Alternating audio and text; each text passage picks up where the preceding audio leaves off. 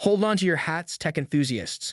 The countdown has begun, and we're just a thrilling 2 months away from the highly anticipated launch of the Galaxy S24.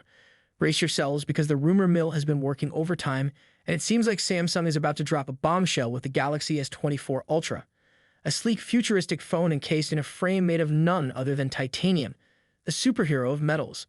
The latest report from Felix spills the beans, confirming that the Galaxy S24 Ultra will indeed boast a titanium frame, making it stand out in the Galaxy S24 lineup. Move over. Other phones, there's a new heavyweight contender in town. But wait, there's more. Samsung has been secretly toiling away for 2 years, perfecting the art of titanium frames.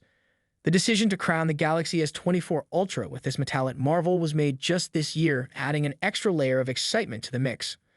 Hold your gas, because here's the kicker. The titanium magic won't make the Galaxy S24 Ultra lighter than its predecessor, the Galaxy S23 Ultra. Why?